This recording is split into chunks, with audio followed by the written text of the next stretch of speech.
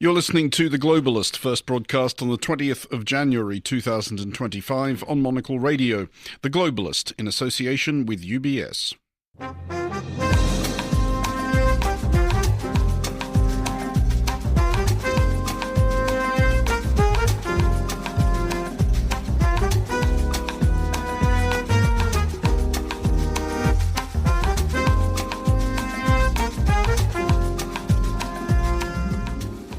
Live from Zürich, this is The Globalist. I'm Andrew Mueller. Coming up,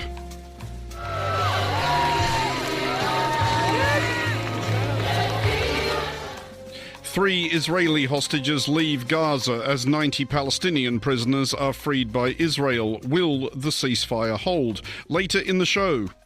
Hello, I'm Carlotta Rebello, Monocle's senior foreign correspondent. It's day one of the World Economic Forum's annual meeting, and the Monocle team is on the ground in Davos. We'll tell you all about the key themes to look out for this year. Also ahead, Washington, D.C. prepares for the second coming of Donald Trump, plus a review of news in aviation and, via the Vatican, the heavens beyond. That's all coming up on The Globalist, live from Zurich on Monocle Radio.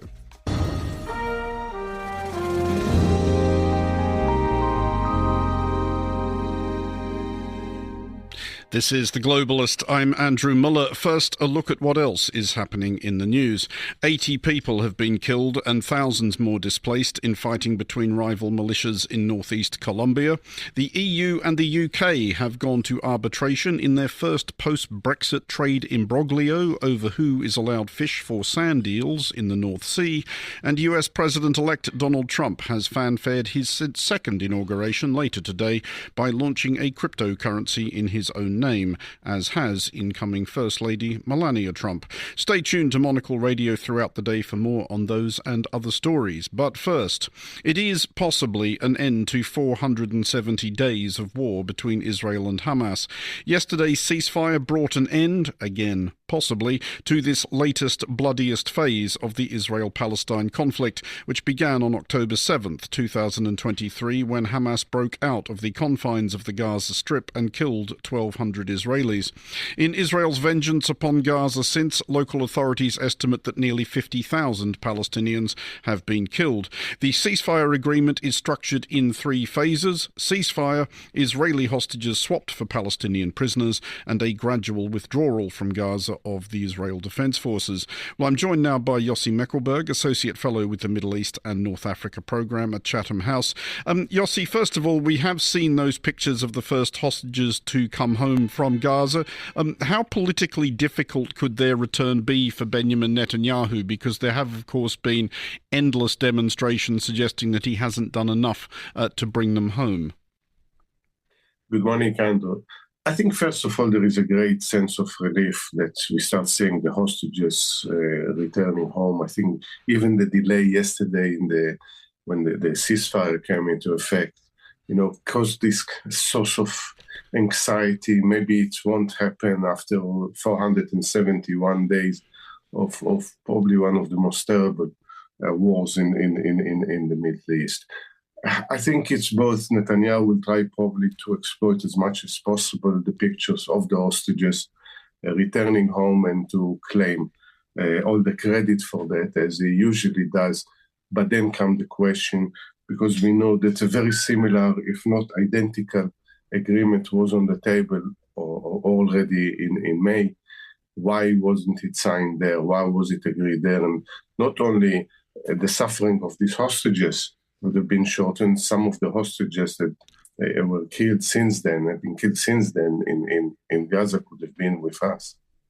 Well, let's talk a bit about why now. I mean, obviously this deal has been struck in that strange liminal space between an outgoing and incoming administration in the United States. We have two presidents attempting to claim credit for it. Is there any level at which this is kind of a gift to President Donald Trump from Benjamin Netanyahu? I think you're absolutely correct. I think what happens later today in Washington, determined the agreements more than anything else. Because again, at President Biden and his administration that were maybe had the good intention to reach this agreement, but were not ready to use the levels of power that Washington has to make this happen. Again, much of the suffering on both sides could have been prevented or shortened. And I think that the Trump factor definitely played in reaching this agreement. He made it very clear that hell will break loose if there is no agreement by the time he is in the White House. And see what happened. This agreement was signed despite all the difficulties. The pressure was on, and more than Netanyahu wanted this agreement, and maybe even Hamas wanted this agreement. It was Trump that thought that he wants to clear the decks to an extent before he enters the White House.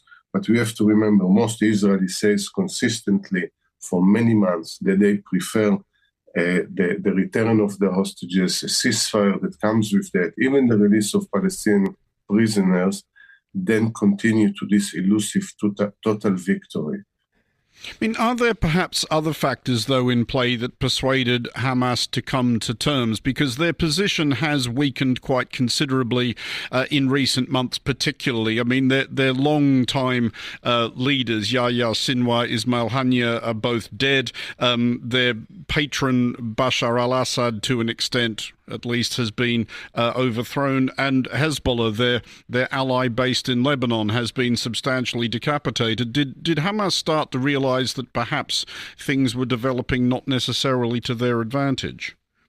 I think they realized it for months.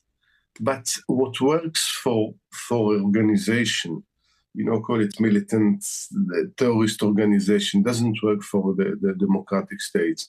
The set of calculations are very, very, very different.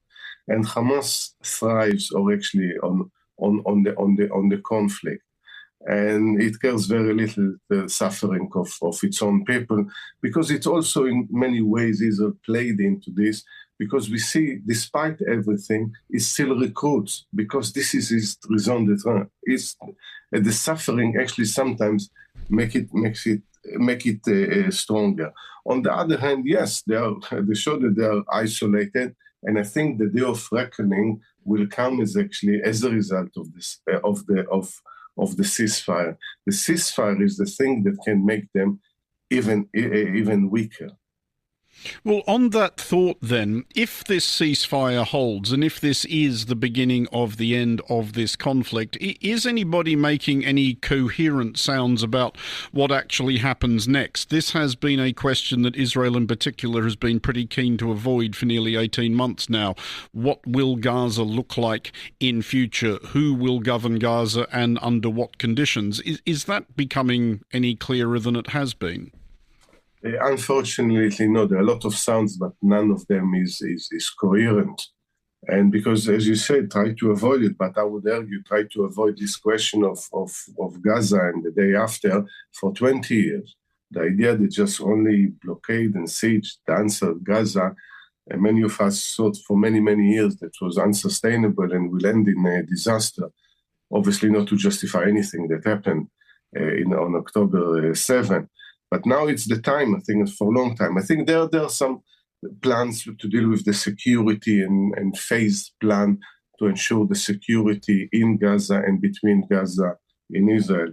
But I think the way that we operate is from day to day. No one can even guarantee right now that phase one will come in complete fruition, the full 42 days, let alone phase 2 and phase 3.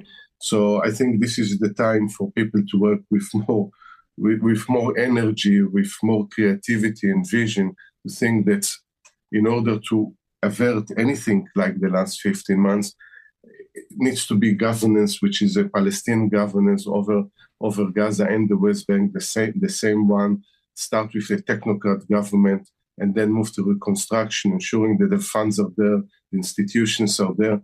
But also bear in mind, we are talking about more than 2 million people that went one of the worst traumas. But in that respect, what did you make of the visuals of the hostages being released from Gaza? There was a signal there being sent by Hamas, wasn't there, in that large presence of uniformed, heavily armed militiamen? That was Hamas saying that, we are undefeated, we have not gone away, we still matter. As long as they will feel vindicated, as long as they fire another rocket, as long as there are enough people, in their uniforms there, and that's the images they wanted. And by the way, I think this should be averted out completely. These hostages have gone through enough trauma, and I think what Hamas did yesterday should be outright condemned and shouldn't be repeated. It should be way more dignified, the way that the hostages return home. I think enough of the lack of humanity. We saw so much lack of humanity, and dare I say, on both sides on the last 15 months. What Hamas did and all this jumping on the cars. Well, just imagine what these three young women went through in the last 15 months. This could have been spared from them. And just finally, Yossi, is it yet clear how this is going to play out in terms of Israel's domestic politics? We've seen National Security Minister Itamar Ben-Gvir and the rest of his somewhat eccentric hardline Otzma Yehudit party leave Netanyahu's coalition. Can he survive without them? I think it's become more and more fragile. Netanyahu is left now with a very razor-thin majority in the Knesset. Of course, I won't shed tears to see Ben-Gvir goes, and one of the reasons I think he left is because he doesn't want with the minister also in charge of prison to be in charge when there so many Palestinian prisoners are released. But there is still a far-right party within the government that expresses its views all the time, including on social media, how unhappy it is with the agreement. For how long this government can survive, especially as we move to phase two, it's a good question. Yossi Mekelberg, Associate Fellow with the Middle East and North Africa Programme at Chatham House. Thanks, as always, for joining us. You're listening to The Globalist, live from Zürich on Monocle Radio.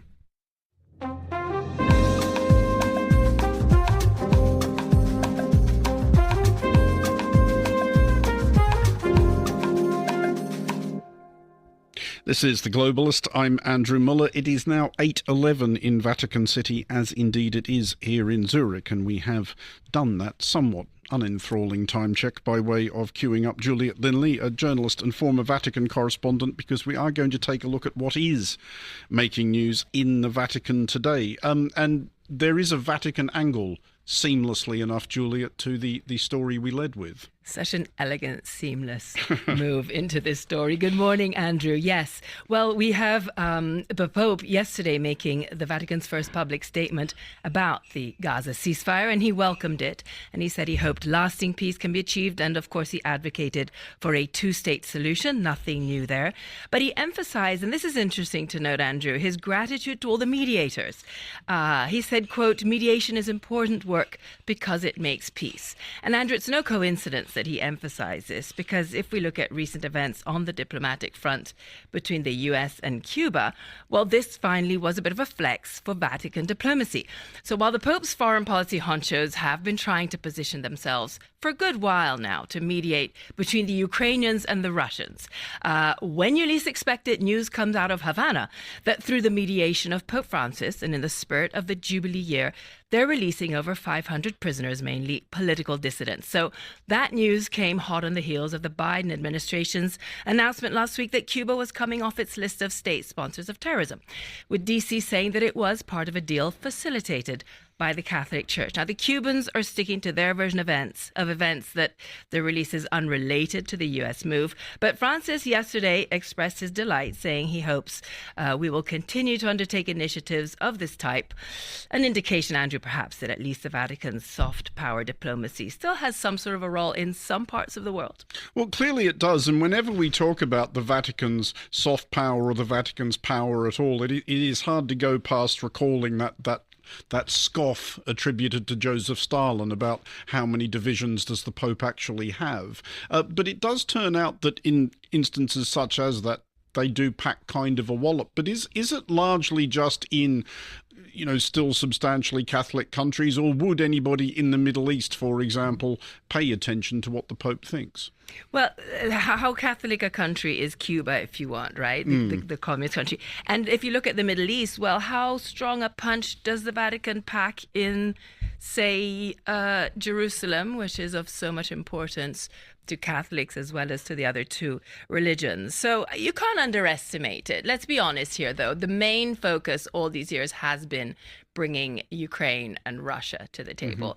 And the Pope keeps on wanting to get it out there. And no one is sort of embracing, it doesn't seem to be embracing the Vatican's input on that front for the moment, at least. But then you never know.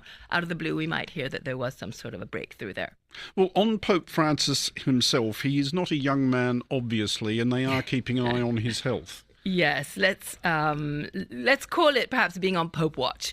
So all the broadcasters have booked their perches in Rome and at the Vatican City in preparation for a papal funeral and conclave that could be imminent. We wish him well. Of course, he's 88, as we said, and he's taken quite a few knocks lately. Andrew, his arm is at issue at the moment. He's wearing a sling on his right arm in the aftermath of a fall, which came right after his whacking his chin on his nightstand and appearing with sort of large bruises on his chin. And then, Andrew, this is someone who's often by now, almost, if you want, seen at official occasions in a wheelchair because he has bad knees. He's had long bouts with bronchitis, which brings us, therefore, to the aforementioned possibly imminent conclave.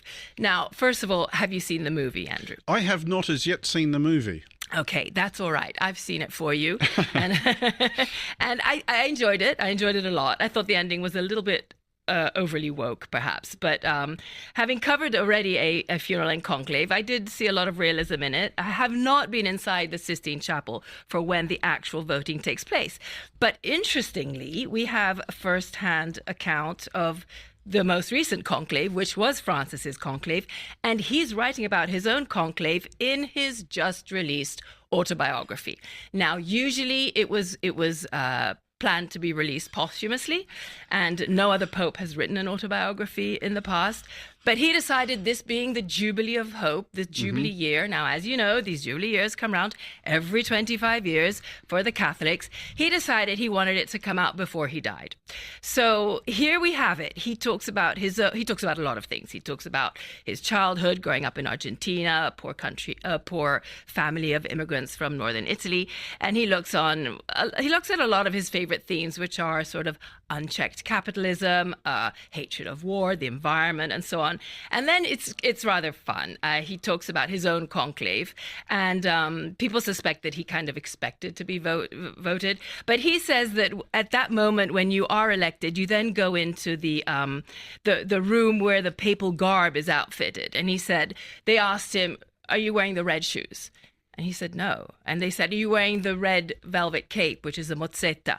And he said, definitely not. And these are all what Pope Ratzinger definitely wanted and is famous for having worn. They said those red shoes were Prada. And he also says, and then they said to me, you can't wear your black trousers, you've got to put on white trousers. And he said, I am not a gelataio, I am not an ice cream vendor, I am not changing my trousers, I'm keeping my black ones on, and I'm keeping my orthopedic shoes on.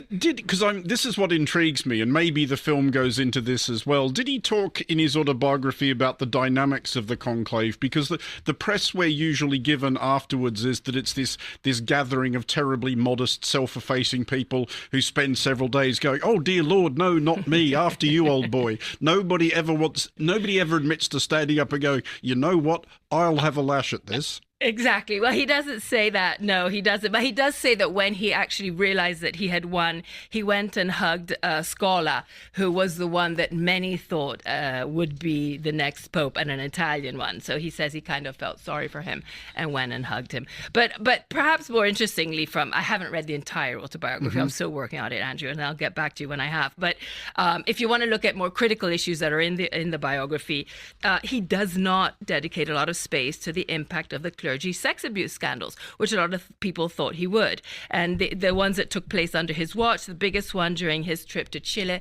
back in 2018. So that sparked a lot of criticism by those who have read this and who really expected more attention to be paid to that. And then just one final point on his autobiography. He brings up the fact that a lot of people are embracing the Latin Mass again. I don't know how much of a Catholic you are, but there was a move way away from having Mass in Latin, which no one understood anymore. And in the 60s, this move to have it in your own language so that you can understand what was going on. This was one of the Vatican II reforms, wasn't it? In the early 60s, exactly. And he calls these traditionalists who are trying to bring back the Latin Mass backwardism. And then you have the ultra-conservative Catholics saying, hang on a second, you're calling this backwardism, but you're the one telling people and telling indigenous people, embrace your past, embrace your traditions, don't let them be overrun by modern life. But here you are going against what a lot of young people are embracing, which is the Mass in Latin. And you would have thought, being a Latin American himself, he'd be more enthusiastic. And just finally, though, Juliet, is there any controversy in the circles of people who take an interest in such things about the propriety of a pope publishing an autobiography at all, especially in his own lifetime? Because they are supposed to be slightly more aloof and rarefied figures. They are supposed to be aloof and rarefied, but unlike, say, Queen Elizabeth II, who never gave an interview in her life, this Pope has given so many interviews. He's written so many books, I think 90 books under his name. And a lot of them have been sort of memoirs or stories of his own thoughts and lifestyle. So he is very much a pope who's not trying to be secretive or not trying to hide his even most controversial positions on certain matters. Juliet Linley, journalist and former Vatican correspondent, thank you for joining us on The Globalist here in our Zurich studio. Still to come in the programme. Many here have placed a wild amount of hope on Donald Trump as the one man who can fix what ails America. Chris Chermak reports from last night's Latino Ball before the inauguration in Washington, D.C. This is The Globalist on Monocle Radio.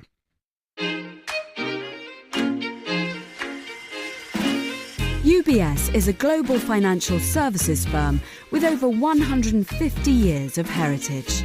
Built on the unique dedication of our people, we bring fresh thinking and perspective to our work. We know that it takes a marriage of intelligence and heart to create lasting value for our clients. It's about having the right ideas, of course, but also about having one of the most accomplished systems and an unrivaled network of global experts. That's why at UBS, we pride ourselves on thinking smarter to make a real difference. Tune in to The Bulletin with UBS every week for the latest insights and opinions from UBS all around the world.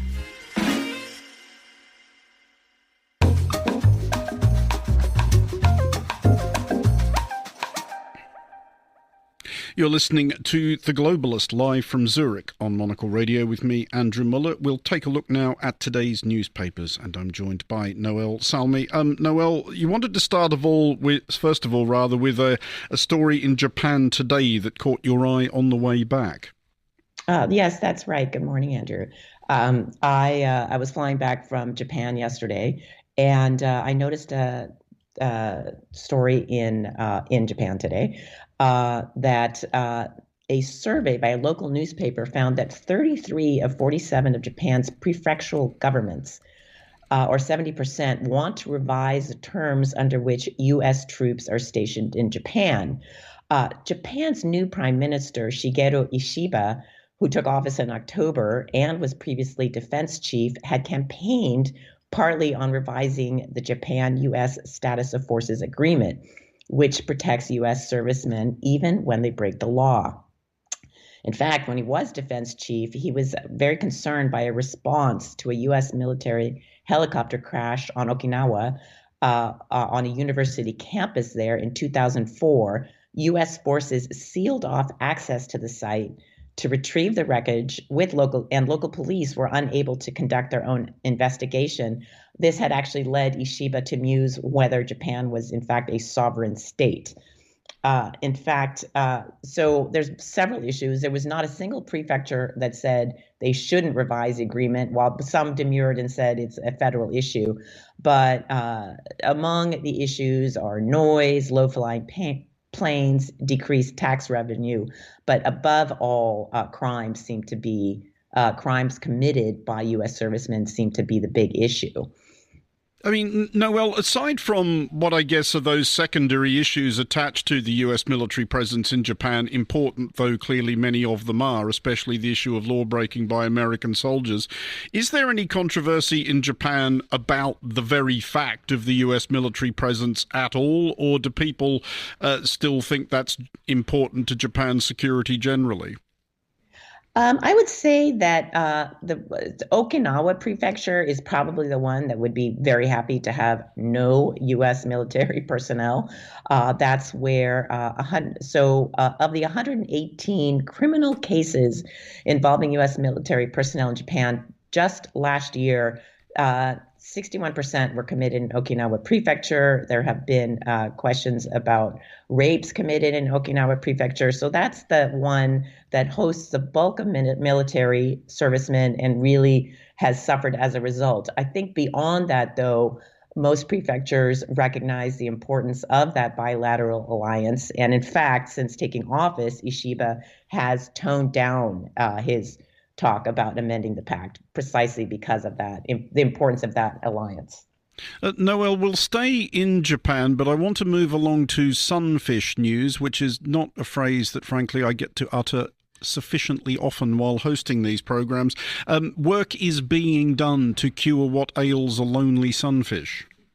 Yes, that's right. There is an aquarium in Japan in the Yamaguchi prefecture, which was closed for repairs, and a sociable sunfish apparently was missing its human audience and was not doing well, was unhealthy. So the workers there decided to come up with a plan, and they created cardboard cutouts clad in actual clothing to stand outside the glass walls of the sunfish's aquarium, of its tank, to make it feel a little bit more less lonely. And apparently it worked.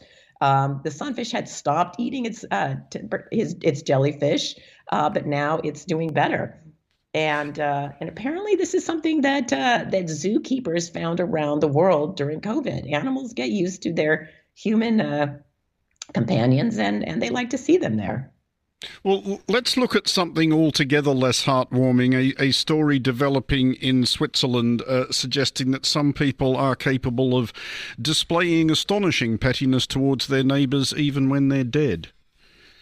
Yes, that's right. So the town of Weinfelden, which has 12,000 residents, in December they had voted without much issue to go ahead and create 70 plots in a local cemetery, a separate area for Muslims, which is in accordance with their Islamic protocols, and the plots would be in fresh earth, and they would point towards Mecca. But apparently some people decided that that was not okay, that they should not receive special treatment, and they have come up with the signatures necessary to put a referendum on this, which will happen in May.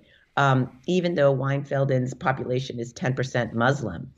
His opponents called it apartheid in death if members of a religious group are to be buried in a separate area, which seems quite extreme. And that has not been so much of an issue in Switzerland until now. 25 years ago, the first Muslim burial plot was opened in a cemetery in Bern, and many more followed. But now it's become an issue. There are other things that are already banned in Switzerland. Minarets are banned and face coverings are banned. And now it looks like we're going to be wondering whether Swiss cemeteries can actually set aside plots for their Muslim neighbors. I mean, do we suspect that what's actually going on here is not so much that people really care less on which angle certain graves are dug, but they are just trying to find further ways to be hostile towards people they don't like all that much? Well, it's sort of interesting. It's hard to tell because even the city council, which is largely conservative, had voted in favor of it. Some people are actually sort of taking this view that it is that cemeteries should be agnostic, but this particular cemetery is next to a Catholic church. So perhaps there's an issue there that they feel that the land next to a Catholic church should not be set aside for Islamic people, dead people. And Noel, just finally, we will be hearing shortly from Washington, D.C. About a story pertaining to how Latino Americans are perceiving the imminent re-inauguration of Donald Trump. Some of them, as our reporter discovered, are actually pretty enthusiastic. But as El País is reporting, among Latin American communities across the country, there's an amount of nervousness. There very much is, and there has been nervousness since the election itself, as soon as Donald Trump was elected. And this El País story, which appeared in all of its editions of its Latin American papers, focuses on a little community within Chicago, a mall, a discount mall called La Villita, or the Little Village, where Latinos have typically gathered for quinceañeras, mariachis, and other very typical Mexican and Central American rituals. And it has pretty much gone quiet. The number of visitors to this mall has dropped precipitously since November, and there's a lot of fear there. There's 1.8 million Latinos living in Chicago, which is the third largest group of immigrants in the country in one place. And the border czar, Tom Homan, has said Chicago will be a first stop in his blitz of rounding up immigrants. So the locals there are very worried. They interviewed several people who say they are just, they're very scared. No one wants to go out, and they're just waiting to see what happens next. Noel Salmi, travel, culture and sustainability writer, thank you for that review of this morning's newspapers. You're listening to The Globalist on Monocle Radio. Here is what else we're keeping an eye on today. TikTok is resuming services in the United States after a 14-hour blackout, thanking President-elect Donald Trump for his promise to halt a ban on the app when he takes office later today. The popular video app shut down on Saturday night to comply with a federal ban. Trump announced he would give TikTok an extended deadline to split from its China-based owner, ByteDance, and find an American buyer.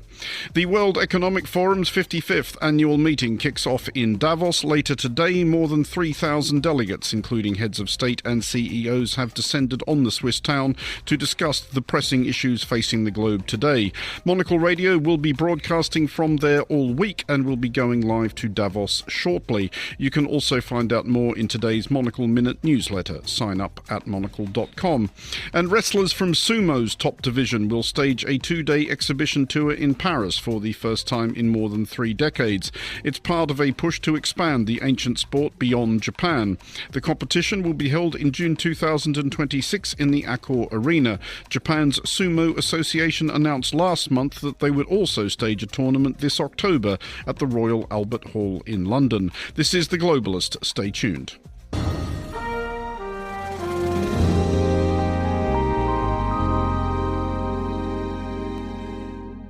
You're listening to The Globalist live from Zurich. Donald Trump's inauguration later today will see him enter the White House for a second term, determined to enact a right-wing agenda that includes a major crackdown on illegal immigration as perhaps his biggest priority. And yet, as Monocle's Chris Chermak learned at the Latino inaugural ball in Washington, D.C. last night, Trump can count many Hispanics among his supporters, including a few foreign leaders who will be in attendance. There will be a number of unusual scenes at Donald Trump's inauguration later today. The fact that it'll be inside, of course, for the first time since Ronald Reagan's second inauguration in 1985. The fact that the country's biggest tech CEOs, from Elon Musk to Mark Zuckerberg, will be present to witness the moment that Donald Trump is sworn into office. But one historic first is the fact that foreign leaders will be present for the first time.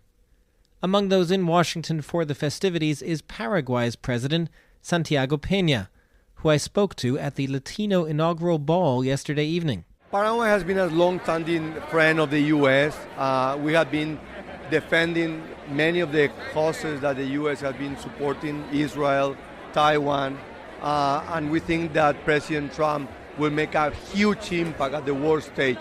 So for us, as part of the Western Hemisphere, we have been always very close to the U.S., but I think this is the moment for history to make things to happen.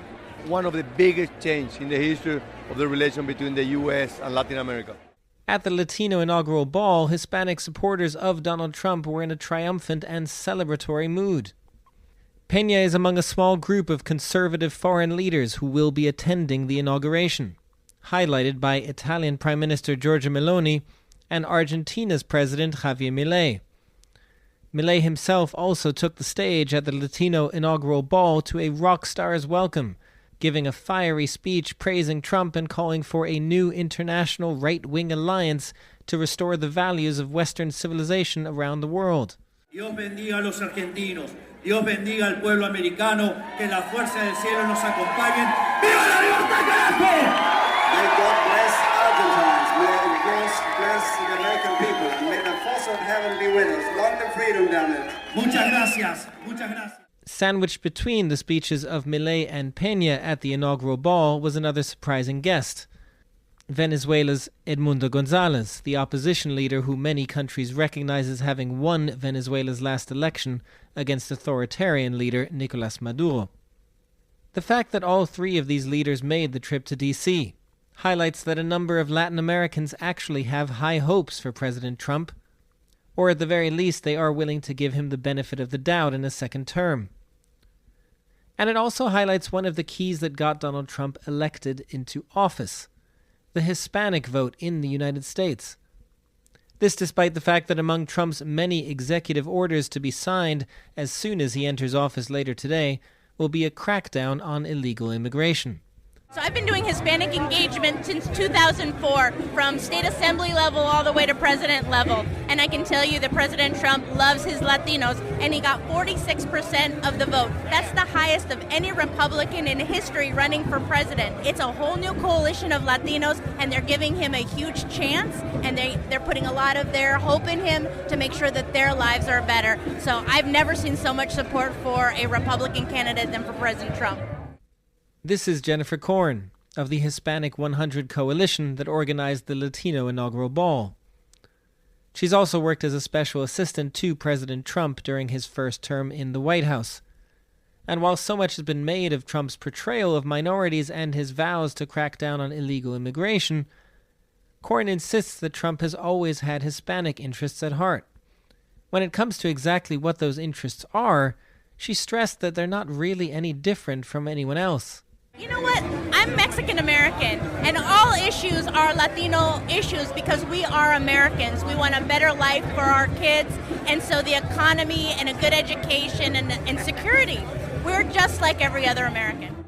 This was a point I heard from many here at the Latino Ball, that their priorities were not necessarily immigration, and that their vote had been taken for granted by Democrats in the past. I heard this most emotionally from Robbie Trevino, a retired LA firefighter who says his whole family used to be Democrats and this year voted for Trump. For Trevino himself, over the last few weeks, it's become particularly personal. Well, I'll tell you what, I was at that fire station that burned up Pacific Palisades. I was there for 2 years before I retired. I was there for 2 years. And I called my captain and I said, hey, I could come up there and help you guys do whatever you need to do. He goes, don't bother, there's nothing left. So all those people that live in that community are devastated. And I wake up the next morning with a cup of coffee in my hand and I'm just like, unbelievable that all those people just have a shirt on their back. And they have money to do whatever they need to do. They have the money. But I can't imagine not having a home anymore. So it's very frustrating to see that there's no water for those guys to fight fire. My captain said the guys were putting out fire with their tools in hands. But when you don't have a city that's putting the money in the right areas to protect the citizens, and just the overall commitment of doing what you're supposed to do, of a job that you're supposed to take care of people, and you're spending money like crazy all in the wrong places. But I feel good about it. I mean, I feel good about being here. This is what I feel good about, and I think it's going to help. Trevino tells me he expects the frustrations over the LA fires will lead many, even in liberal California and the Palisades, to change party affiliation.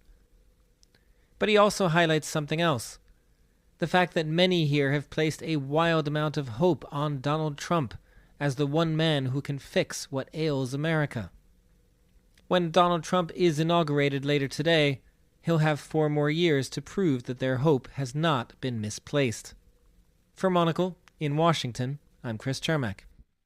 Thanks, Chris. You're listening to The Globalist, live from Zürich on Monocle Radio.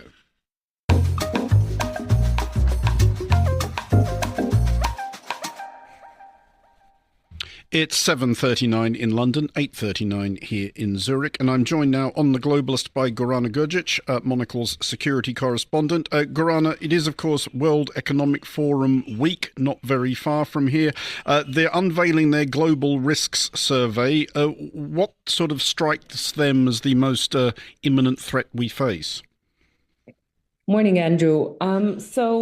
Yes, the survey was published just last week in the lead up to the opening of this year's World Economic Forum, and front and center of the global risk perception, at least from the surveyed 900 leaders across the business, academia, governments, and similar, is the risk of state-based armed conflict. The fact that we these days are seeing more and more conflicts spring up between states, within states, at a rate and level that we actually haven't seen since the end of Cold War, is something that these interested parties assess as the greatest risk for global business. Following on from that are the extreme weather events, and then after that, geoeconomic confrontations, basically trade wars, and finally misinformation and disinformation campaigns, which actually in the 2-year horizon overtake all the other threats. And then in the 10-year horizon, it is all about extreme weather events, climate change, changes to Earth systems, and similar. Well, we have plenty to look forward to there, but I was struck by that idea that they have that in coming years disinformation/misinformation will become the biggest threat. Are there particular areas in which they see that threat manifesting? What are they most afraid of within that subject?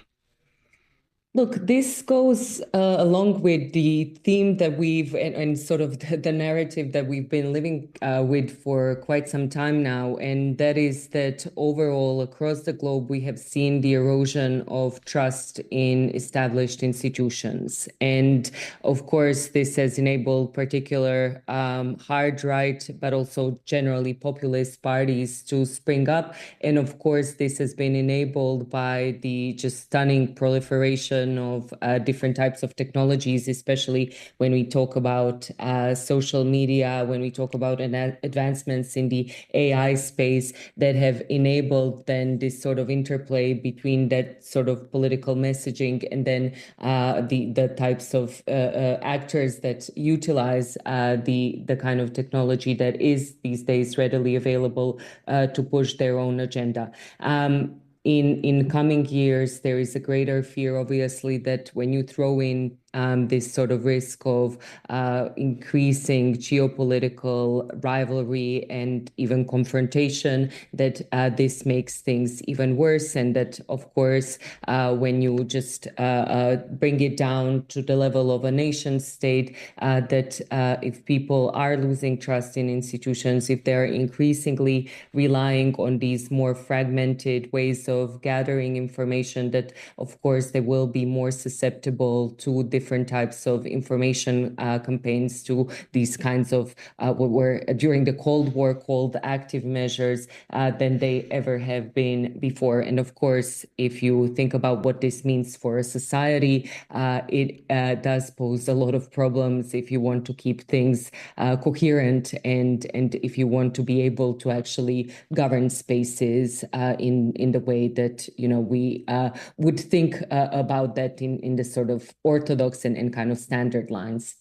And Gorana, just finally, this will be the first major conference of this sort of President Donald Trump's second term. I believe he will be appearing via video link, but he hasn't sent anybody from his team. Is that perhaps a recognition of the fact that among a certain feverish sector of his fan club, the World Economic Forum is something of a villain?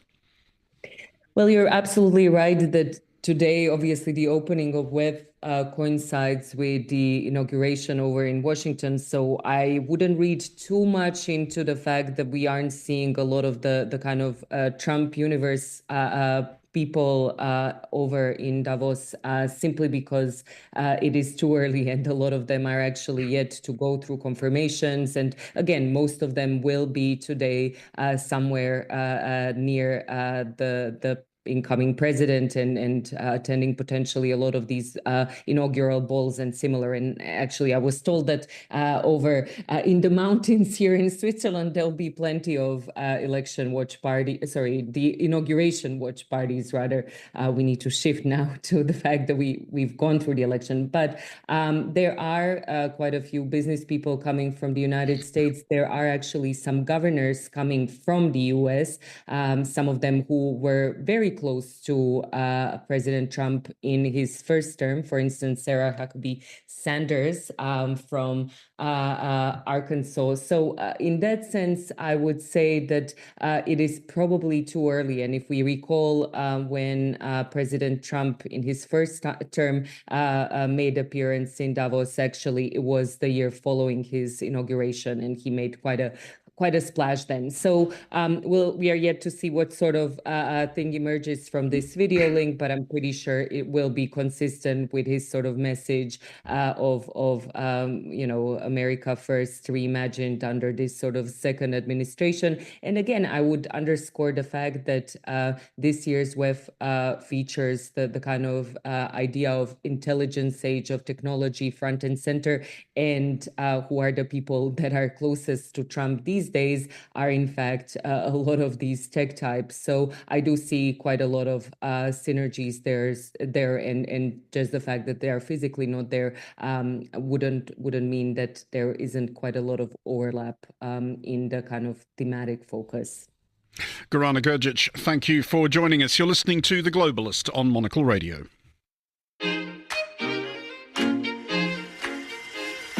UBS has over 900 investment analysts from over 100 different countries. Over 900 of the sharpest minds and freshest thinkers in the world of finance today. To find out how we could help you, contact us at ubs.com.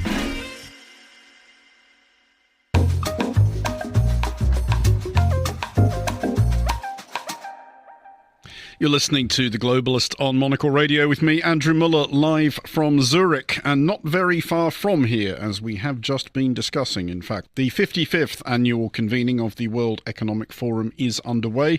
It is, as usual, quite the gathering. More than 3,000 leaders in various fields, among them at least 60 heads of state and or government. And among the press counting the presidential motorcades in and out is Monocle's senior foreign correspondent, Carlotta Rebello, who joins us now from Davos. Carlotta, what is going on this Monday morning in Davos? Good morning, Andrew. You can tell it is very much the beginning of Davos. When we arrived yesterday evening, there was a couple of people picking up registration, the final touches on the temporary houses being put up on the promenade. But today is officially the beginning. More people getting into town as the afternoon officially opens proceedings. As Gorana was just saying, there are several inauguration watch events happening from the Washington Post to others. They are are all hosting events from 5 p.m. our local time onwards to watch the inauguration. Interestingly as well, the Edelman Foundation is releasing their Trust Barometer tomorrow. So ahead of that, they're having a welcome event today at the Kirchner Museum on the promenade. But for Davos and World Economic Forum veterans, they know that the Monday is all about the World Economic Forum's Crystal Awards. This is the annual prizes that the organization gives away to people who have been doing fantastic things in terms of humanitarian work and trying to improve the world. This year's recipients are the Pritzker Prize winning architect Riken Yamamoto, the designer Diane von Furstenberg, and also our very own David Beckham.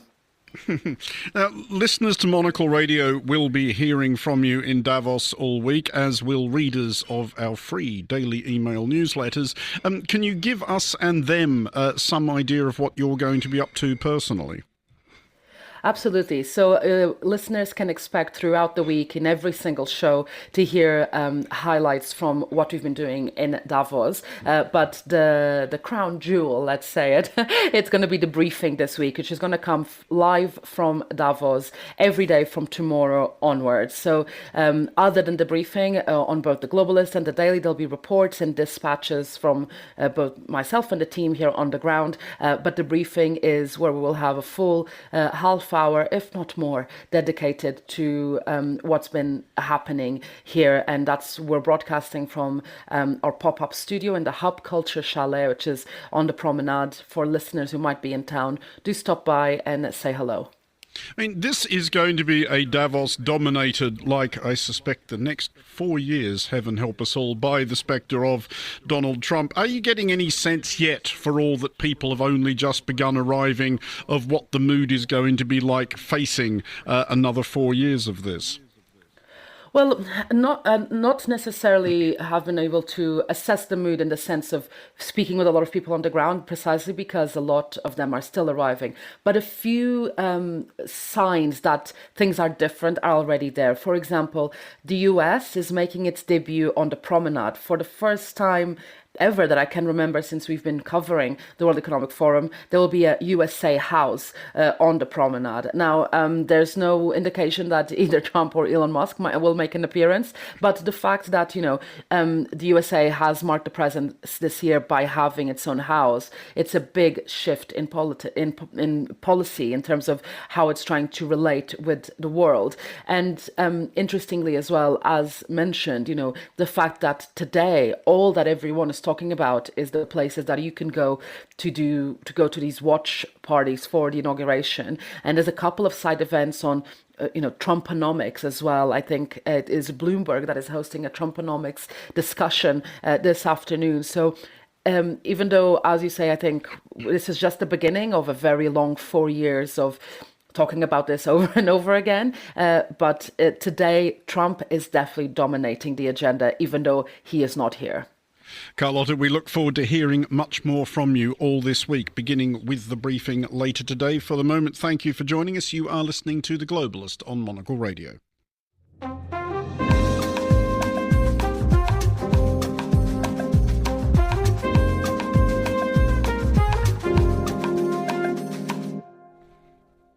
You are listening to The Globalist, live from Zürich with me, Andrew Mueller. And finally, on today's show, a wrap-up of aviation news. And joining us is the aviation analyst, Sally Gethin. And Sally, first of all, potentially some good news, or at least a promise of vengeance for those listeners who may be tuning in while waiting for their Southwest Airlines flight to take off. In the United States, in particular, the government's gone in really hard against flight delays and cancellations on the side of the passenger.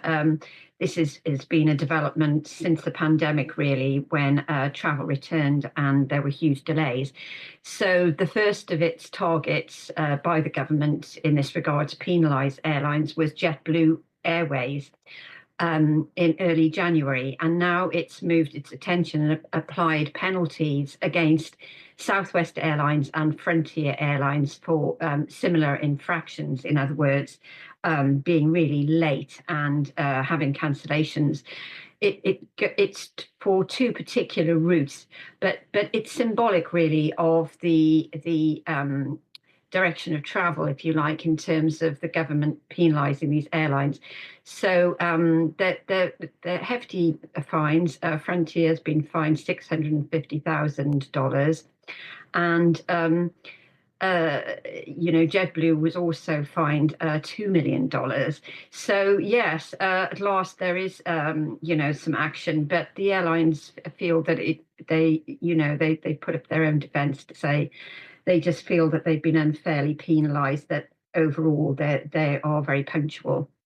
Yeah, not that I'm overwhelmed with sympathy for the airlines, having spent quite a lot of my own recent life waiting for planes to take off and experiencing that melancholy that comes of understanding that you still haven't boarded and it's past the time you're supposed to have arrived. But the fact that they're being fined does rather presuppose that the airlines could be doing something about this if they wanted to. Are the airlines arguing that these are all factors beyond their control?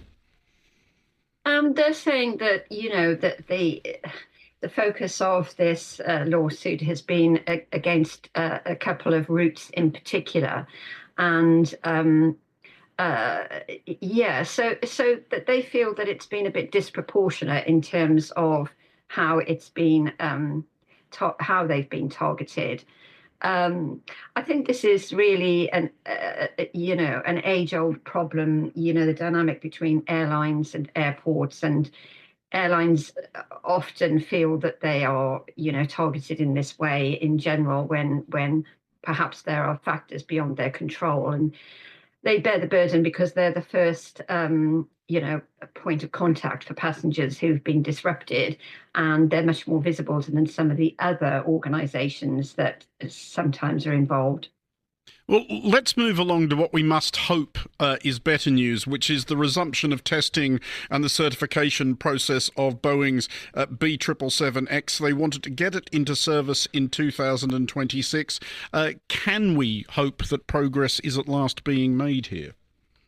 Well, I think hope is the correct word in this case, really, because, as we know, things don't tend to go that smoothly with Boeing in general.